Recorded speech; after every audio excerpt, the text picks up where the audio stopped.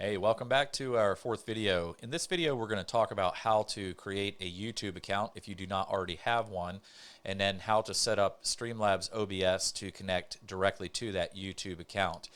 In another video shortly after this, we'll talk about Facebook. I won't be able to go through the Facebook account setup, but I'm actually going to go through some of the details of getting a Facebook stream going. Now, in both of these cases, we're actually going to go into a full live stream for just a couple of minutes so you see the process. But I thought with Google, or particularly with YouTube, it would be a good idea for us to go through the steps to get that account set up. Please remember that YouTube is owned by Google, so it helps if you have a Google account.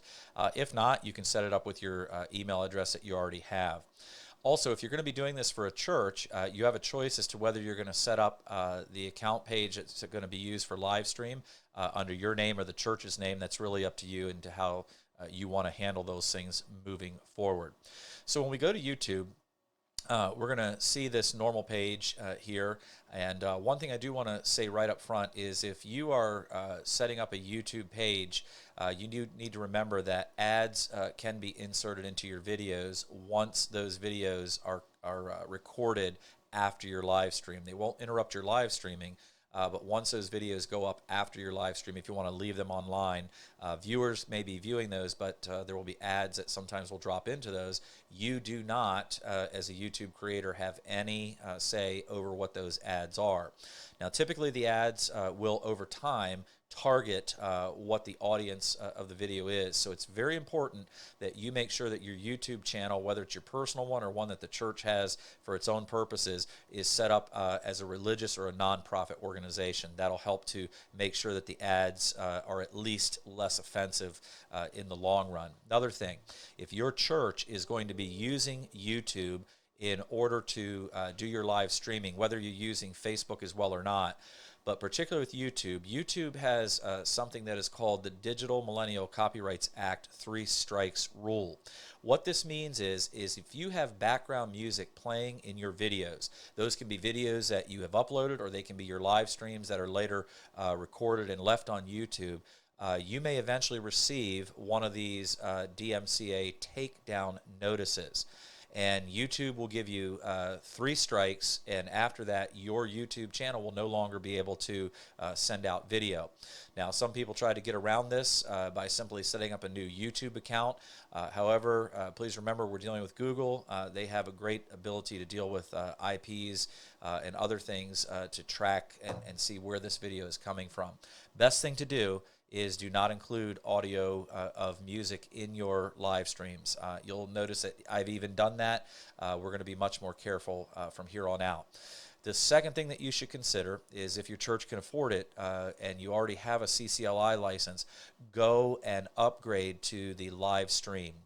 For a church of 50 or less, I think it's $25 or $50 additional per year. Of course, that goes up with the number of folks that are in your church, but it is worth checking out, and that will allow your praise band or your worship leader to lead traditional music. If the only music your church uses is public domain music, such as very old Christian hymnology, then you should be good to go. If you do want to include other songs in your video stream, then you'll just need to secure the rights for that from those particular artists. Many times the artists might be willing to give you rights. However, if they're under a record label, those record labels are not going to be willing to give you rights to that music unless you pay for it. So just be careful about some of those things. So here we are on YouTube, and up in the upper right-hand corner there, we have this little thing here that says sign in. If we click on that, it's going to bring us to a screen that allows us to either sign in with an existing Google account or to use another account. And what we would want to do at this point is to click use another account, and here you can set up a brand new setup. And so the next screens, as we transition over, I'm going to go through that process with you. Once we've selected that, we're going to be able to create our Google account. You can enter in your email address here, put in your new password, and click the next button. At that point, you're going to be asked to verify the account, and this will be sent to the email that you have just set up in the previous screen. So just make sure you go out to your email and pick up that code. Once you get into your email, just make sure you take the Google code and cut and paste it or copy it back over to the verification screen. That code will allow you to make sure that your account is now properly set up. Go back to the verify, type in the code, click on the verify button, and you should be good to go at this point. Once we've been able to verify the account, then it's going to ask us for some additional information, usually a telephone number, a cell number, and this is used for two-factor authentication. I would recommend going ahead and putting this in. If you have multiple Google accounts, you can have them all linked to a single cell phone. It's not a big deal there. Definitely put your birthday in. This is going to be important to the Google system, allowing you to upload videos. And it's always a good idea to make sure that you put the appropriate gender in, particularly in this day and age. When you do that, click the next button. It's going to ask you to verify. You're going to receive a code on your telephone number as a text. Enter that number in, and once that number is entered in, then make sure that you go ahead and click on the verify. Once you're verified, then we're going to be popping on to the next screen to begin setting up the YouTube account, and you should be good to go. There is a screen here that says get more from your number. You can check or uncheck whatever you need there. Skip it if you want to. And then finally, make sure that you do agree to the privacy and terms. And it is a good idea to read those and understand those.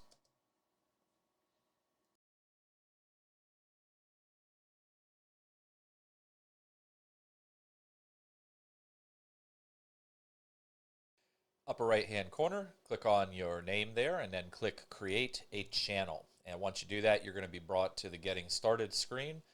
You can select whether to use the name of your email or to add a new channel name. I recommend a brand new channel name. In this case, we're going to mistype the name of my church and then try it over again. Once you do that, you do need to click the I understand button and then click on create, and the channel will be created once you do this. The next screen that's going to pop up is going to give you some things that you do need to be aware of. You can upload a profile picture. If you have a little thumbnail of your church or of your pastor, that's a great idea. And then tell your viewers about the channel. And you can type in whatever you need to here. There are quite a few characters available. I would recommend doing your church name or a short paragraph, something that makes this searchable in the YouTube and the Google algorithms. You can then add a link to your site, and in this case, because your YouTube channel is not monetized at 1,000 subscribers, it's basically going to be a simple website. Put your church one in there, put in your Facebook social link, put in your Twitter feed as well if you have that. If you do utilize Instagram, which is part of Facebook, you can add that as well. Save that, and here we come to the channel customization screen. And there are two buttons here. One is channel customization, where you can refine some things about the channel. The second one is the YouTube Studio, and this is where you're actually going to do your video work. First time you click this, it's going to ask you to make sure that you explore it and that you understand it. And then in the upper right-hand corner, you're going to see a little create button, and that's the key. All right, you have two options: upload a video or go live. In this case, you're going to notice that when we tried to go live, it would not allow us. We have to verify the account. So I want to have it text me, again, on the same telephone number as earlier. Put in my telephone number there, and then I will hit submit. Wait a minute or two for that text to come through to your telephone, and then you can put the verification code in. And this is a necessary step in order to be able to live stream. Once you do receive that code, you put that in and you click on submit. The very next screen kind of throws you for a loop, but what it's going to do is tell you congratulations, move on from that, and then we have this screen here, ready in 24 hours. It takes 24 hours to activate your account for the live streaming, all right? Just make sure that you are aware that it will be 24 hours after you first put that submission and authorization in. And it is a good idea to look over Google's introduction to live streaming. Once we've gone through the process of verifying, you will have to wait 24 hours. So I'm going to switch over to my other YouTube account, the one that I've been uploading videos through. And I want to just show you the process. In the upper right-hand corner, we're going to see a little round circle there. It'll have the first initial of the email address that you use to sign up for this YouTube account. Click on that, and then underneath of this, you'll see a list of a number of different things, but you're going to simply click on the first one there, which is your channel. That's going to take us over to this screen where we're going to see the layout of our YouTube channel. Now, I've just included a nice picture of a tree in the background. That way when folks come here, it's kind of a benign, gentle rolling scene. You'll see your latest videos, and you can click on those and get information about those if you need to. You can customize your channel. Let's just go ahead and drop in there for a quick moment. And when you go in here, you can basically, again, kind of go through the process of changing the videos and things that are going to take place in that screen there. Up in the upper right-hand corner, again, I am going to take us back to the little icon here that has a motion picture camera on it. Hit plus, and I'm going to go to the upload video screen. All right. Once I go to this screen, I'm going to have the option to pick any of the videos that are already stored on my computer and upload them. And if you are live streaming or semi-live streaming, you might want to pre-record certain parts of your church service and just simply have them ready to go as part of the process. Some pastors are a little bit uncomfortable, especially if you're a one-man show, doing this all at that moment. It's okay to go ahead and pre-record it and then stream that at the appropriate time. I'm going to come back out of that and go back up to create and click on the go live. All right. The go live screen is where we really go about the process of getting our camera and everything else that we've gone through the process of setting up online and ready to go in YouTube. Now, the best thing that you can do is go ahead and create a sample live stream. Set up all the parameters that you would normally use there, and once you do that, it'll make things very easy to just copy and create afterwards.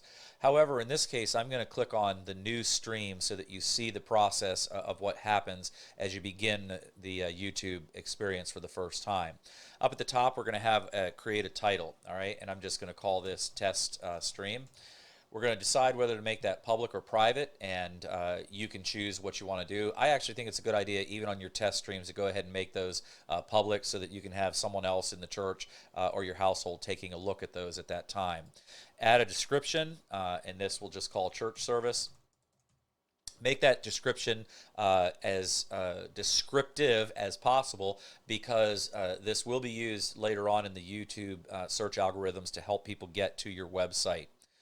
Underneath of this, you have a number of different options for what you want to pick here. I would do nonprofits and activism because in the world's eyes, churches kind of fall under both of these, but it also helps the algorithms for the ad revenue. So it will tend to keep the ads that are showing up on your YouTube page a little bit more benign and hopefully a lot less racy than could possibly be if you were to choose some of the other options here. You're also going to see here that you can upload a custom thumbnail, and the thumbnails are easy to do. You just click on this, you go into anywhere that you want to on your computer where you have a little picture. I'll pick a thumbnail that I have here, and it'll put that thumbnail in, and you'll see that on our YouTube videos if you check those out. Down here under audience, this is a critical issue for YouTube. You need to make sure that you either check yes, it is made for kids, or no, it is not. If you are going to make a video specifically for children, please make sure that you check out what it means that this content is made for kids, all right? Your general church service is not made for kids. It's not exclusively for the consumption of children or minors. So you want to typically make sure that you check, no, it's not made for kids. You can also go to the age restriction, and under that you can make sure, no, don't restrict my video to viewers over 18, because you do want children to be able to watch the video, but you want YouTube to realize in its algorithm that this is not a made for kids video. All right. If you are going to do made for kids video, again, please read the details about that. You have to be very careful about putting children in your church up on the big screen for YouTube consumption. You really need to have parental consent in writing if you want to do that on a regular basis. And I know that seems extreme for a church, but we do live in a very different era, and we have to be careful about that. Also, I'm not sure about your church. In my church, we have a number of parents that do not want their children's faces to be broadcast in the live streams or in videos that are on YouTube and on Facebook. And so I think it's our responsibility as ministers in the church to respect that. and to always be careful when we're taking pictures, where we post them, videos, what we're doing with those as well. So again, if you're going to be having Sunday school teachers doing videos for kids, make sure that they follow the guidelines that YouTube has set up so that your channel doesn't get a strike against it. At this point, we're then going to click Create Stream. And this is going to bring up the actual streaming window in YouTube.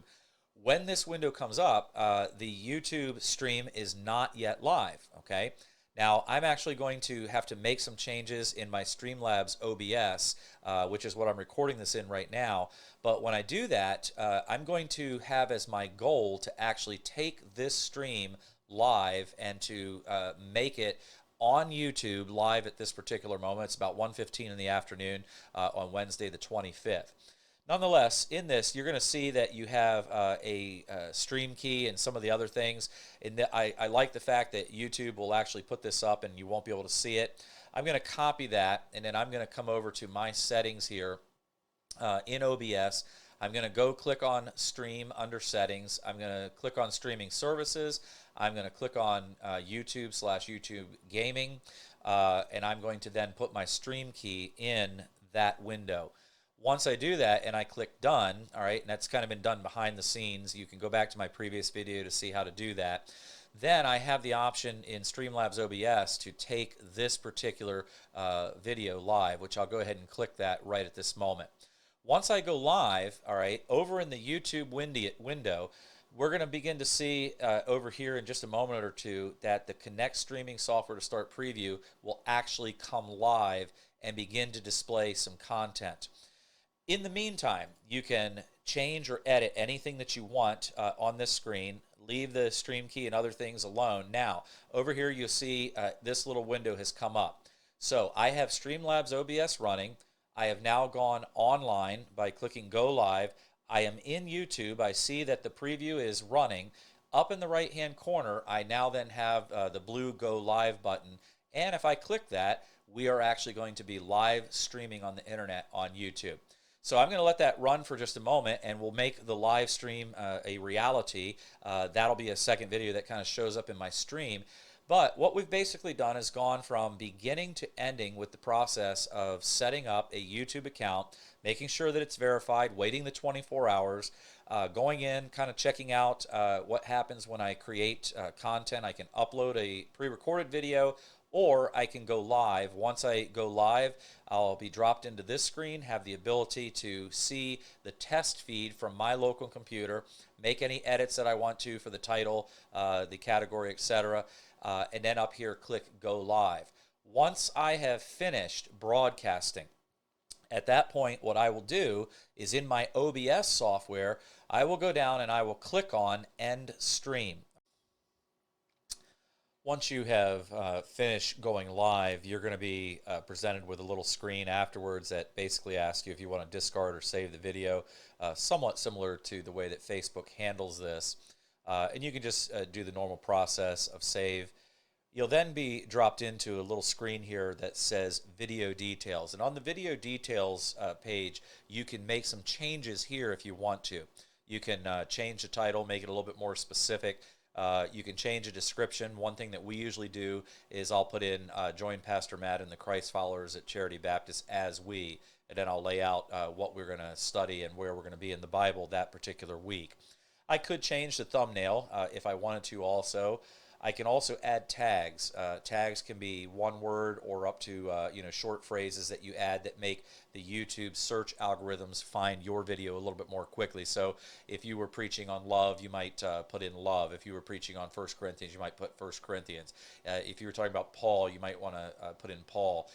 Any number of those. You should always put your church name in, your pastor name in, so that those are coming up and they're consistently bringing people that may be going to YouTube in their searches to your pages, hopefully. Down on the right-hand side, you can also do some other things. If you have paid, if you have 1,000 subscribers, you have what is called a YouTube monetization. Since I'm a church, I don't really care about those things, but you can add what are called cards into the YouTube stream. The one that's kind of nice that I really like is this little one here called playlists, and you can create a playlist that basically groups a section of your videos together. So you could do one called AM services, PM services, Wednesday evening services, whatever you really want to do. It's something that would work out to benefit your church to kind of keep things together. You can also do things such as adding this particular video to a series on love, a series on 1 Corinthians, whatever. I like this playlist feature. I think it's great if you have new members or whatever and you want them to hear your sermon series on the book of Romans. Then you can say, here's the YouTube link that takes you to the playlist where we went through the book of Romans. Any number of things that you can categorize them. This is not infinitely categorizable, but it is a nice feature for putting your videos together in a limited way. Well, I hope that that has helped you out. Again, our goal today was kind of getting you through the process of setting up your YouTube account and making sure that you are able to stream live through OBS software. If you want to simply use the YouTube interface itself to live stream, in other words, you're not going to use any other software on your computer except for YouTube, you can go up to the create window, and when you create the stream, it will give you some options that you have. We're obviously using software to do this process, but you can also stream simply from your own webcam. And if you look at the top of the screen here, you'll see stream, manage, and then webcam. All right. So if I were to put in test 3 here, and then actually I'll just go ahead and click on webcam and bypass this. It's going to ask me, do I want to allow YouTube, all right, and it's actually the browser that is running YouTube, to take control of my camera and to take control of my microphone. Make sure that you pick the correct camera, all right? And also, if you're using a different microphone than the webcam microphone, make sure that you pick the actual microphone because otherwise you may end up with unintended results for your audio in that process, all right? So that takes us pretty much through our whole process of getting on YouTube. Our next video is going to talk about getting a live stream through OBS connected to Facebook. That'll be a much shorter video.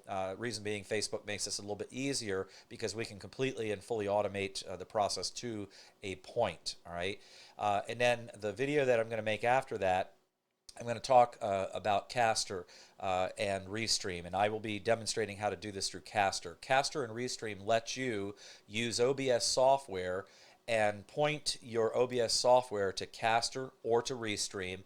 They will then in turn restream out to Facebook and to YouTube at the same time, and this makes things a lot easier, especially if you have folks in your church that don't use Facebook or will not use Facebook.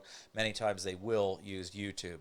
Both Restream and Caster will also permit you to restream to additional sources as well, but Caster and Restream both have a fee based on what you're doing with them. I personally think that especially during the time of the pandemic, it's probably well worth it to do 1 or 2 months. Caster, if you want to do something even up to a mid-sized church, 500 or so people, you could easily use their $149 a year tier to stream your services out to multiple sites. And we're going to kind of wind down the videos after that one until tomorrow. And then what I'm going to do is come back and talk about some other things related to making sure that I get my stream onto my church website. The reason I have to, not be able to give out a lot of details there is because church websites are very diverse. They're hosted on different hosting servers. The servers they're running on oftentimes do not permit live streams. So the real question is, what do we do? Well, if you're using Joomla or WordPress as your content management system as a church, and personal thing, I think you probably should be, but you don't have to be, then you can have plugins in either one of those platforms that will allow you to pick up the Restream either from Restream or from Caster.io. And then you have a multifaceted streaming option, all right? You can also simply put a link on your church website to the live stream that points either to Facebook or to YouTube or to both, all right? And that's something that your web person should be able to manage fairly easily because they're just simply hyperlinks that'll take the person to the various services to listen. All right. Well, God bless, and we continue to be in prayer for churches as we transition through the pandemic time, and trust that the Lord will use you to spread the gospel of His kingdom as broadly as possible.